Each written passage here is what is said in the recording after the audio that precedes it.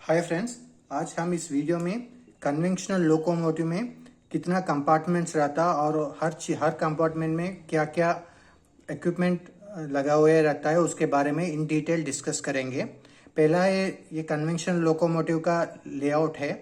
ये cab one के side है, कैब वन है और एक कैब टू है। आप देखें तो पूरा सारा कॉन्टैक्टर्स, रिलेस और स्टार्टिंग फ्यूज सब कुछ कैब टू में रहता और कैब वन में MU2B, F1 selector wall and VEF ये पूरा चीज़ कैब वन में रहता। अभी इन डिटेल में हम चर्चा करेंगे कौन सा कंपार्टमेंट में क्या इक्विपमेंट रहता।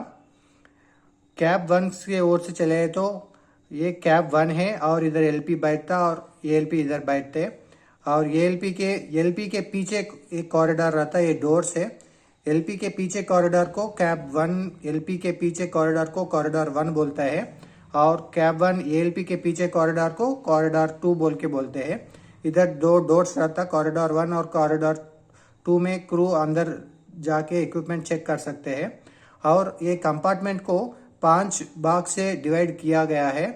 कैब वन से हम शुरू किया तो कैब वन के पीछे वाला कंपार्टमेंट को मोटर चेस्ट नंबर 1 बोल के बुलाया जाता है और मोटर चेस्ट के नेक्स्ट कंपार्टमेंट को HT1 कंपार्टमेंट बोलते हैं। इधर HT का मतलब है हाई टेंशन, ओके, इधर करंट ज्यादा रहता है HT1 कंपार्टमेंट। ओके, HT बोले तो हाई टेंशन है। HT1 कंपार्टमेंट, HT2 कंपार्टमेंट और HT3 कंपार्टमेंट। फिर HT3 कंपार्टमेंट के बाद मोटर चेस्ट नंबर 2, इधर मोटर चेस्ट नंबर 1 और दूसरी ओर मोटर चेस्ट नंबर 2 रहता और BA पैनल भी रहता है, 4 BA पैनल्स रहता। वो HT1 कंपार्टमेंट में एक BA1 पैनल रहता और HT3 कंपार्टमेंट में बाकी 3 BA2, BA3 और BA4 अरेंजमेंट किया गया है।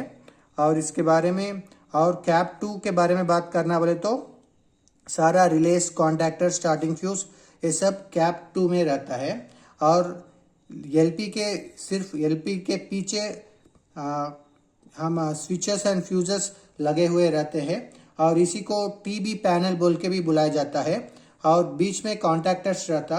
कॉन्टैक्टर्स इसको TK पैनल बोल के भी बुलाया जाता है। कॉन्टैक्टर किधर किधर रहता वो लोकेशन को और ALP के पीछे रिलेस रहता और इसको TR पैनल बोल के भी बुलाया जाता है।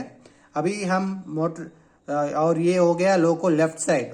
अगर कैब वन के ओर हम क्रू बैठ गया है तो कैब वन से लेफ्ट साइड की लोको लेफ्ट साइड बुलाया जाता है और कैब वन की राइट साइड को लोको राइट साइड बोल के बोलते हैं। और हमारा लोको को पूरा 6 ट्रैक्शन मोटर्स रहते हैं, 6 एक्सिल्स रहता, 6 ट्रैक्शन मोटर्स लगे हुए रहते हैं। अभी मोटर चेस्ट 1 में क्या रहता है उसके बारे में इन डिटेल डिस्कस करेंगे।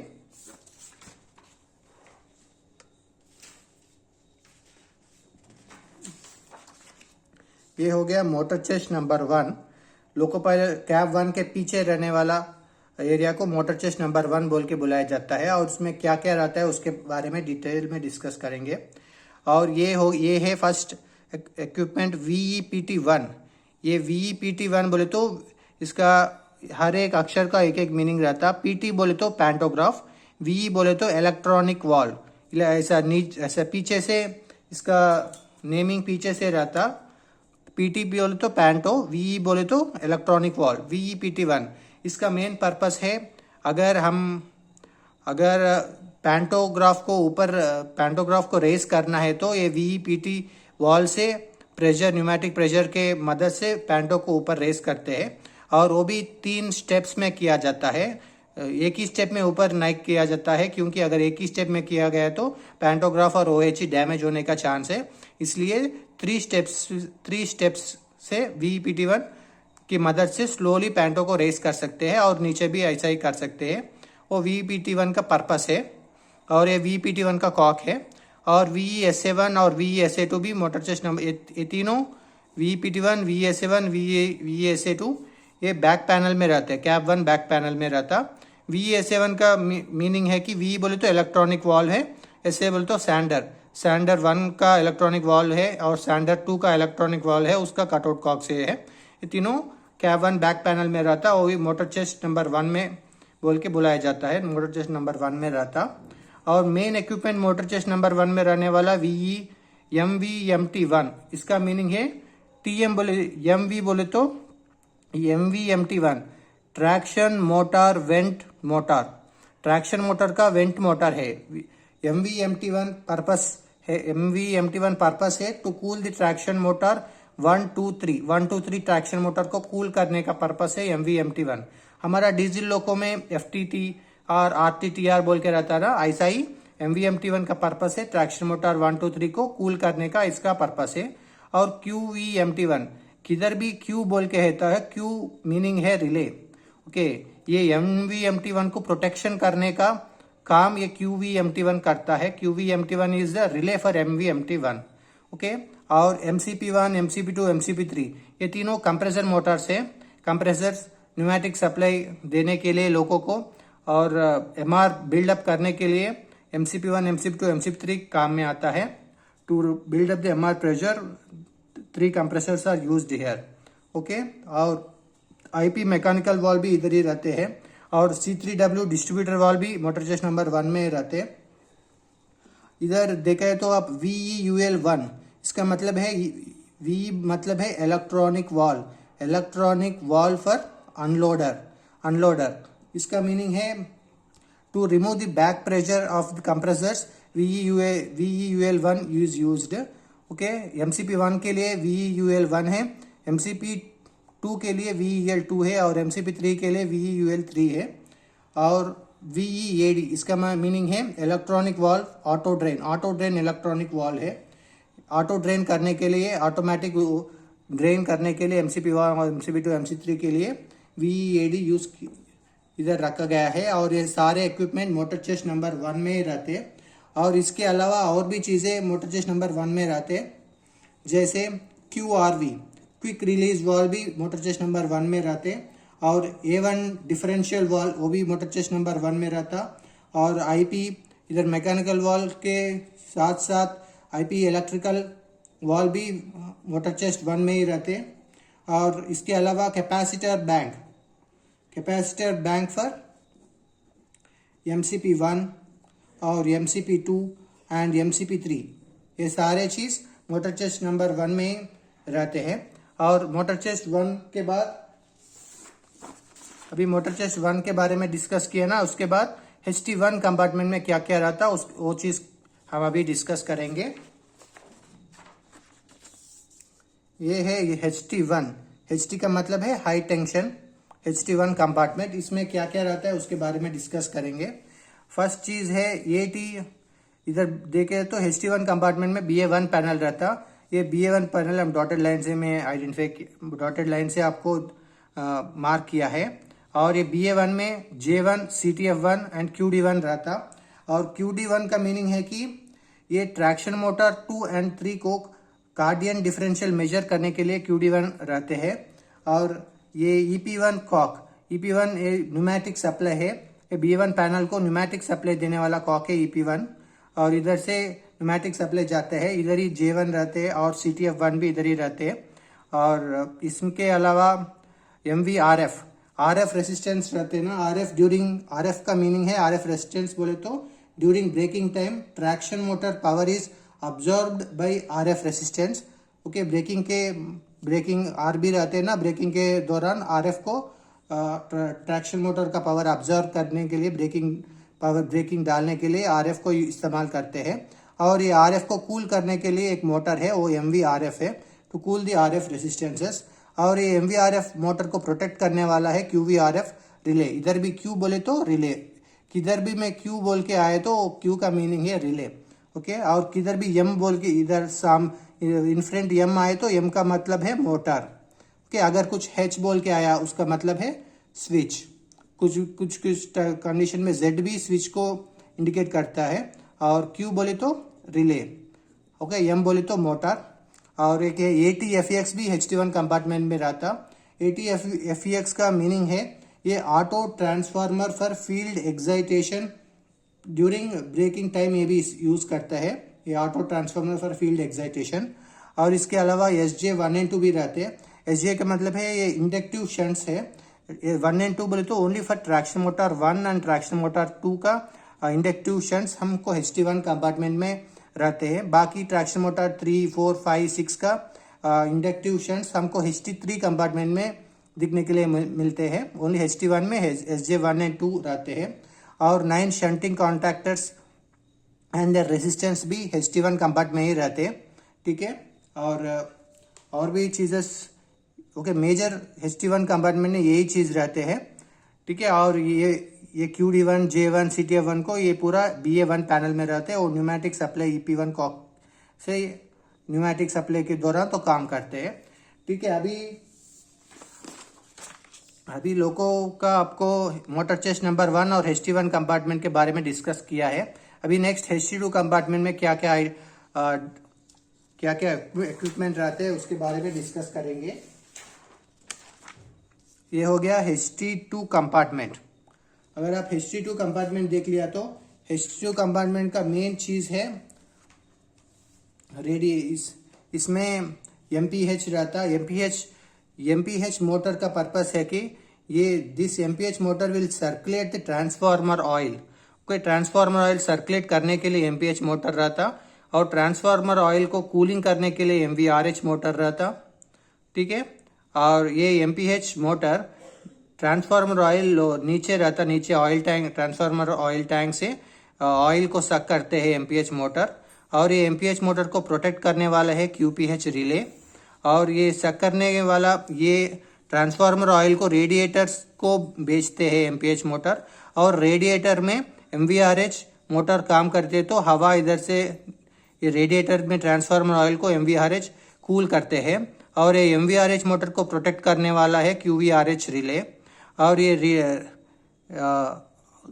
MVRH मोटर ये एयर को सक करके फिर वो एयर को कॉल बॉक्स में भिजाता है। कॉल बॉक्स में RPS रेसिस्टेंस रहते हैं, 1 2 3 4 5 6 RPS रेसिस्टेंस रहते हैं।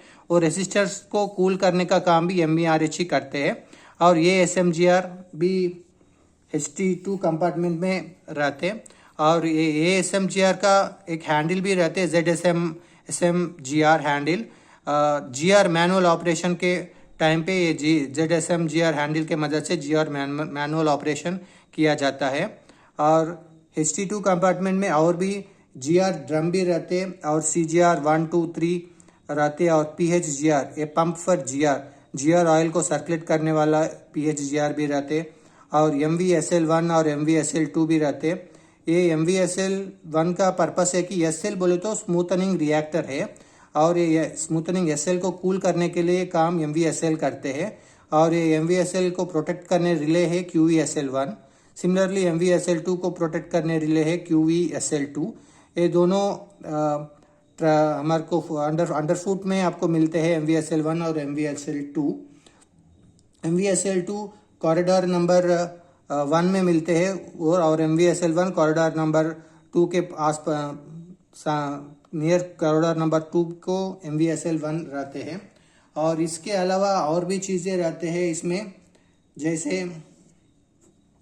इधर सेंटर में आपको एक सेंटर बार जैसा रूफ बुशिंग बार आपको देखने के लिए मिलते हैं। Roof bushing BUSHING roof bushing बार रहते हैं। और इसमें भी A0 A1 A3 A4 and A5 A6 terminals, okay, terminals of transformer का टर्मिनल्स भी इधर ही रहते हैं। और A33 एंड A34 टर्मिनल्स भी रहते हैं। इसके अलावा HT2 कंपार्टमेंट में एक्सपेंशन टैंक भी रहते हैं, और ट्रांसफार्मर ऑयल टेम्परेचर गेज के ट्रांसफार्मर ऑयल को कितना टेम्परेचर है वो temperature transformer oil temperature gauge भी इधर ही रहते हैं मेजर करने के। उसका अराउंड -15 to +15 डिग्री सेंटीग्रेड रहना है। और एक्सपेंशन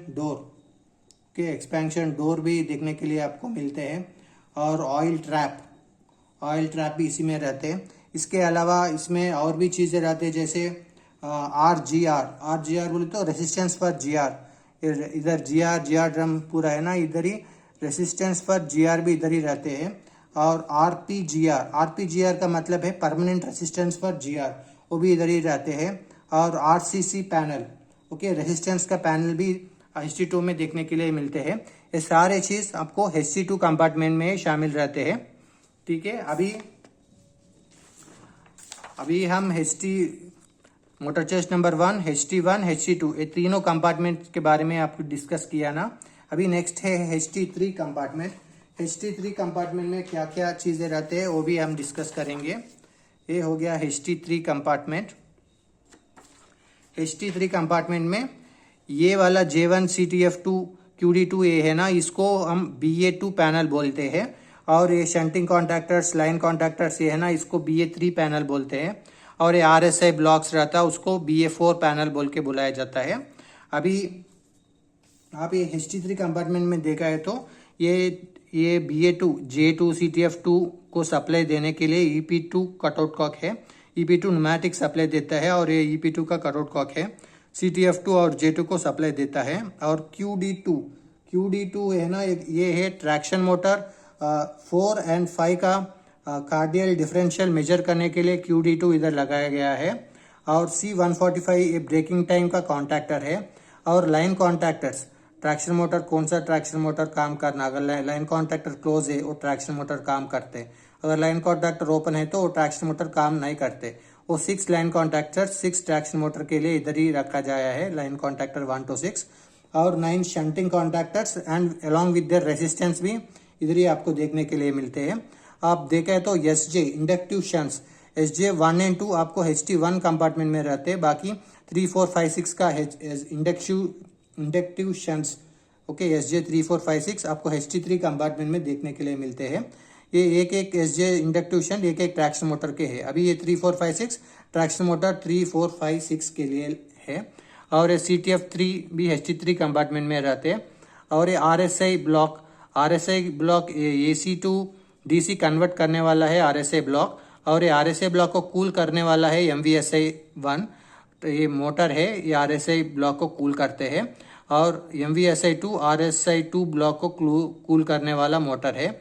और ये MVSI1 का QVSI1 रिले भी रहते हैं टू प्रोटेक्ट द MVSI1। ऐसा ही QVSI2 to protect the MVSI2, QVSI2 is the relay for MVSI2। Similarly HQOP1 HQOP2 भी HT3 कंपार्टमेंट में रहते हैं। इधर H बोले तो स्विच है, Q बोले तो रिले है, और O बोले तो एर्थ फॉल्ट का है। Okay, traction power circuit CKT1 में एर्थ फॉल्ट आया तो उसको आइडेंटिफाई करने वाला है QOP1। और उसको आइसोलेट चेंज ओवर स्विच है HQOP1। Similarly traction power circuit 2 में कुछ एर्थ फॉल्ट आया तो उसको आइडेंटिफाई करने वाला है QOP2। और इसको आइसोलेशन और चेंज ओवर स्विच है HQOP2। ये दोनों इसको हम आइसोलेशन और चेंज ओवर स्विच बोल के बुलाया जाता है, चेंज ओवर स्विच। ओके, और ये 9 सेंडिंग कॉन्टैक्टर्स विद रेजिस्टेंस रहते हैं, उसके नीचे ही लाइन कॉन्टैक्टर्स भी रहते हैं। C145 is a braking time contactor है। और इसके अलावा भी और भी चीज़ें रहते हैं HT3 कंपार्टमेंट में। वो क्या क्या रहते हैं उसके बारे में थोड़े डिटेल में डिस्कस करेंगे। Q20 का मतलब है traction motor over voltage relay, ये भी आपको HT3 कंपार्टमेंट में देखने के लिए मिलते हैं। और RQ20 ये है रिले फॉर Q20 है, वो भी HT3 कंपार्टमेंट में रहते हैं। और QF1 QF2 overload relay for braking contactor, overload relay for braking current, okay, वो भी HT3 कंपार्टमेंट में रहते हैं। और RCC पैनल, रेजिस्टेंस पैनल भी रहते हैं इधर ही। ओके, ये सारे चीज आपको HT3 कंपार्टमेंट में देखने के लिए मिलते हैं। ठीक है, अभी HT3 कंपार्टमेंट भी ब्रीफ किया है मैं। ओके, HT3 कंपार्टमेंट भी देख लिया। Motor chest 1, HT1, HT2, HT3 इस 4 कंपार्टमेंट के बारे में डिस्कस किया। अभी लास्ट है motor chest number 2। Motor chest number 2 में क्या क्या रहता है उसके बारे में थोड़े ब्रीफ करता हूं। अगर आप देखें तो motor chest number 2 important equipment है। फर्स्ट एंड फॉरमोस्ट MVMT2, ये ट्रैक्शन मोटर कूल करने का मशीन है। ओके, मोटर है 1, 2, 3 ट्रैक्शन मोटर के लिए ट्रैक्शन मोटर MVMT1 है। ये MVMT2 ट्रैक्शन मोटर 4, 5, 6 ये तीनों ट्रैक्शन मोटर को कूल करने का काम ये MVMT2 किया करता है। और MVMT2 का रिले है QVMT2। ओके, ये आर्नो और SIV भी मोटर चेस्ट नंबर 2 में रहता। आर्नो क्या करता, 1 phase AC to 3 phase AC को चेंज करता है। 1 phase AC to 3 phase AC convert करने का काम आर्नो करता है। Arno is a rotating device. कुछ लोगों में आर्नो के जगह एसआईवी भी रहता। एसआईवी बोले तो स्टैटिक इन्वर्टर है। ओके, और CHBA इसका मीनिंग है बैटरी चार्जर। ये भी मोटर चेस्ट नंबर 2 में रहता, बैटरी को चार्ज करने के लिए। और DC-DC converter, this DC-DC converter will give supply to the locomotive headlights. Headlight को सप्लाई देने का काम DC-DC कन्वर्टर करता है। और TFVT इसका मीनिंग है फैन का ट्रांसफार्मर, वो भी मोटर चेस्ट नंबर 2 में रहता। और VEPT2 और पैंटो 2 को स्टेप बाय स्टेप ऊपर OHE को टच करने के लिए, और पैंटो जब भी डाउन किया वो स्टेप बाय स्टेप नीचे आने के लिए काम ये VEPT2 करता है। ये न्यूमेटिक सप्लाई से मदद से ये काम करता है। ये VEPT2 का कटआउट कॉक है। ओके, वो VEPT2 का है। इसके अलावा और भी चीज़ें मोटर चेस्ट नंबर 2 में रहते हैं, जैसे C118 contactor. Okay, C118 contactor भी मोटर चेस्ट नंबर 2 में रहते हैं। और R118 रेसिस्टर्स, ये रेसिस्टेंस पर स्टार्टिंग फेज टू आर्नो को स्टार्टिंग फेज देने के लिए रेसिस्टेंस R118 है। और आर्नो को कॉन्टैक्टर है C118। और एक LTBA भी रहते हैं। ये है बैटरी को सर्ज वोल्टेज से बचाने के लिए LTBA काम में आते हैं। LTBA भी मोटर चेस्ट नंबर 2 में ही रहते हैं। ये सारे चीज मोटर चेस्ट नंबर 2 में रहते हैं। अभी मैं पूरा मोटर चेस्ट नंबर 1 और HT1 compartment, HT2 compartment, HT compartment, motor chest number 2 सारे कंपार्टमेंट में क्या क्या चीजें रहते हैं उसके बारे में डिटेल में डिस्कस किया। और कैब 1 में देखा है तो इधर कैब 2 में स्विचेस, फ्यूजेस और कॉन्टैक्टर्स, रिलेस रहते हैं। सिमिलरली लोको पायलट के पीछे आपको एक ME2B वॉल देखने के लिए मिलते हैं और FN सेलेक्टर वॉल रहते हैं। VF इलेक्ट्रिकल मैकेनिकल भी इधर ही रहते हैं। और क्योंकि कैब 1 में मिडिल में आपको ZCPA, MCPA भी रहते हैं। ये ZCPA का मीनिंग है बेबी कंप्रेसर का स्विच है। MCPA बोले तो बेबी कंप्रेसर का मोटर है। और RL cock, SS1 safety valve, RS drain cock के, RS रिजर्वर, ये सारे आपको मिडिल में लॉकर में मिलते हैं। और है ये ALP के पीछे टूल बॉक्स का लॉकर रहता। ये टूल बॉक्स में PT phone, spare BPR, FP pipe, hoses और फायर एक्सटिंग्विशर, वुडन वेजेस, ये सारे चीज़ टूल बॉक्स में आपको देखने के लिए मिलते हैं। ठीक है, ये हो गया कन्वेंशनल लोको, AC लोको में क्या क्या इक्विपमेंट रहते हैं उसके बारे में इन डिटेल आपको चर्चा किया ना अभी हम। अगर ये वीडियो आपको अच्छा लगे तो वीडियो को लाइक कीजिए, आपको दोस्तों के साथ शेयर कीजिए और हमारा चैनल को ज़रूर सब्सक्राइब कीजिए। Thank you, thanks for watching.